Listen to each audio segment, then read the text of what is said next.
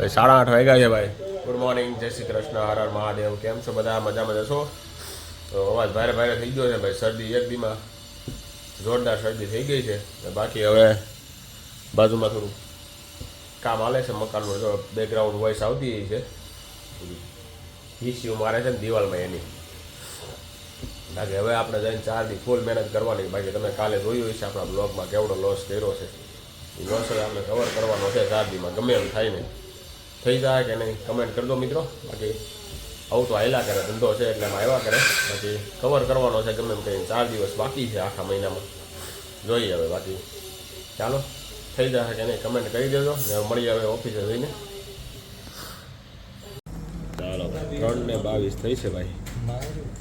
5800 રૂપિયા લેવા છે. 10 વખત લઈને ત્યારે કાલનો લોસ કવર થાય.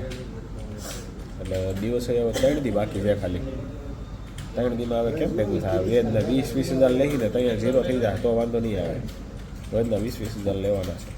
કેમ લાગે વાયરલભાઈ? બરાબર છે નહીં? થઈ જાય કે નહીં? બરાબર વાય બધા ખબર બરાબર છે એ તો.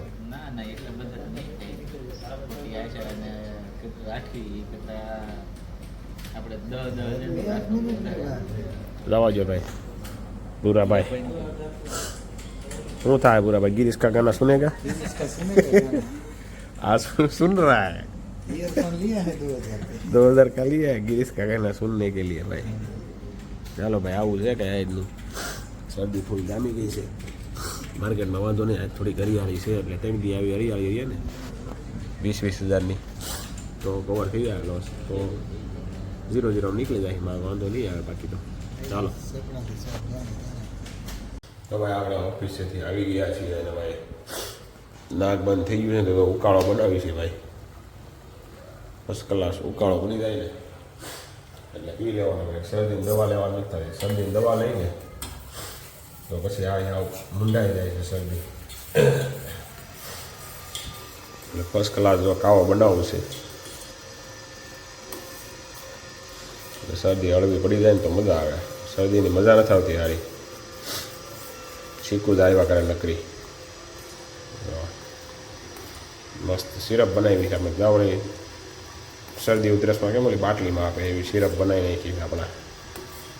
મસ્ત તુલસી ને અદરક ને અજમા ને પછી શું કહેવાય આદુ ને હળદર ને લવિંગ ને તજ ને બધું નાખીને બનાવી છે.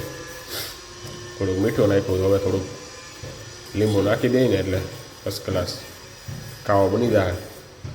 ને પછી ટપકારી લઈએ એટલે શરદીમાં થોડીક રાહત થઈ જાય. બાકી આજે માર્કેટે થોડીક રાહત આપી છે. આવું નવું 4-5 દી રાહત આપે ને તો લોસ કવર થઈ જાય. બીજું કંઈ છે નહીં. આવું હાલ્યા કરે છે. 2026-25નો છેલ્લો મહિનો ખરાબ જાય ડિસેમ્બર એવું લાગે છે અત્યાર સુધીનો. બાકી જોઈએ હવે કેમ થાય. ચાલો કાવો પી લઈએ પછી નીવાબેનની હીરો સૂતા છે હજી. કારણ કે બપોર સવારમાં વહેલી નીવા 5 વાગ્યામાં ઉઠે એટલા માટે એને સ્કૂલે જવાનું હોય સવારે તો એ અત્યારે સૂતી હોય છે. ચાલો ઓલમોસ્ટ બની જવા આવ્યો છે આપણો કાવો. થોડુંક લીંબુ નાખી દઈએ એટલે ખટમૂઠો લાગે, મજા આવે. ચાલો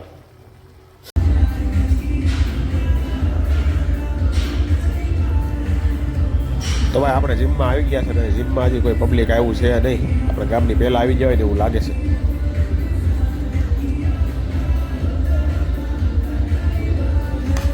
ભાઈ 7 વાગી ગયા છે ને આપણે જીમમાંથી આવી ગયા છે ભાઈ. શરદી ફૂલ થઈ ગઈ, નાક બંધ થઈ ગયું છે. જોઈએ આજે શું બને.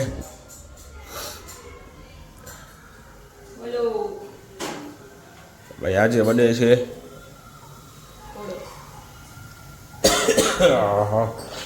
ઓળો બને છે ભાઈ આજે. લસણ લીલું નથી લાગ્યું હાલમાં નાખવાનું, સૂકું નાખવાનું છે. ચાલો ભાઈ અત્યારે હું જ્યાંથી નીકળો ને તો અત્યારે માર્કેટમાં આવ્યા હતા ને ભરવાવાળા બધા ભરી ગયા કે તો મગજમારી જ કરતા હતા બધા. ટોળા વાળીને ઊભો હતી જોતો હતો ને તે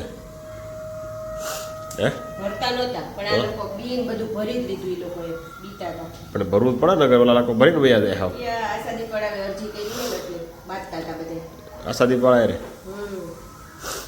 પણ એવું છે ને એને સ્કૂલ છૂટે ને બધું ભેગું થાય ને એટલે તો કરે જ નહીં એવું છે પણ એને માર્કેટનું ક્યાંક જગ્યા આપી દે તો થાય પણ માર્કેટમાં ક્યાં હોય બેવું છે પણ આપેલી જ છે ને આપેલી જ છે, બેવું નથી ને. એ ઓલા પણ કયા કયા શોપિંગ માં છે તું જીમમાં જાતી ત્યાં શોપિંગનું નામ તો મને નથી આવડતું. હા સ્પેશિયલ જગ્યા આપી છે શાક માર્કેટ માટે મસ્ત લોકેશન વાળી જગ્યા છે પણ તોય લોકોને અહીંયા બેહવું નથી ભાઈ રોડે બેહવું છે ને રોડે ભાઈ અત્યારે એટલો ટ્રાફિક થાય પાછળની સાઈડ ખતરનાક ટ્રાફિક થાય લોકો એમાં હેરાન થઈ જાય ભાઈ એવું છે બધું એટલે એસએમસી વાળા દબાણ તો રાઈટ કરી રહ્યા છે કારણ કે નજીકમાં જ જગ્યા આપેલી છે એટલે લોકોને ખાલી તમે શાક લેવા ગમે ત્યાં લોકો આવશે તમે ગમે ત્યાં જગ્યા મૂકીને બેહો જગ્યા એસએમસીએ ફાળવેલી છે જ્યાં તમે બેહો જ્યાં લોકોને શાક લેવું જ હોય છે તમે ગમે ત્યાં બેસો તો આવશે તમારે ક્યાં એવું છે કે પબ્લિક હોય ત્યાં તમે જઈને બેહો એમ ખોટું ટ્રાફિક થાય લોકોને અડચણરૂપ થાય એવું ન કરો તમારે ખોટું નુકસાન થાય એની કરતાં તમને એસએમસીએ જગ્યા ફાળવી ત્યાં બેસી જવું જોઈએ કેવું લાગ્યું મંતવ્ય કમેન્ટ કરજો મિત્રો બાકી 7 વાગી ગયા છે હમણાં ભાઈ આપણે બાજરાનો રોટલોનો ઓળો બનાવવાનો છે આજે શરદી બરદી થઈ ગઈ છે રિપેર થઈ જાય તો સારું કહેવાય ચાલો બાકી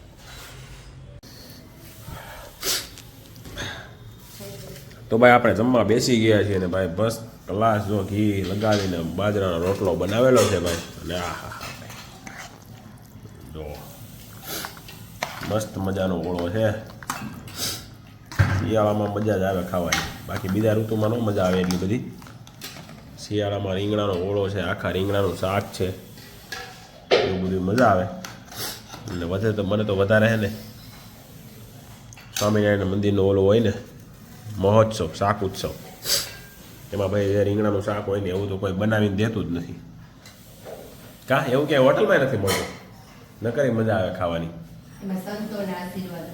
વાહ મહાન સંત બોલ્યા કે એમાં સંતનો આશીર્વાદ હોય હા એ વાત બરાબર છે કારણ કે કાંદા લસણ ન નાખ્યા હોય તોય એટલો જોરદાર ટેસ્ટ હોય ને શાક ઉત્સવમાં એની વાત જ અલગ છે ભગવાનનો હાથ હોય વાત તો તમારી સાચી છે પણ આપણે શાક ઉત્સવ ક્યાંક ગોતી છે થાય એટલે આપણે શાક ઉત્સવમાં પણ જવાનું છે થોડા દિવસમાં રવિવારે છે ક્યાંક એન્થમ સર્કલ બાજુ છે જવાશે તો જાશે બાકી આજે તો આપણે ભાઈ રીંગણાનો ઓળો અને બાજરાનો રોટલો અને ભાઈ આપણો જો આ ચોકલેટી ગોળ હો ભાઈ એકદમ બ્લેક ઓ ગોળ તમે ક્યાંય નહીં જોયો હોય જો બ્લેક એકદમ છે મસ્ત ઓર્ગેનિક ગોળ છે ભાઈ ચાલો હવે તો જમી લઈએ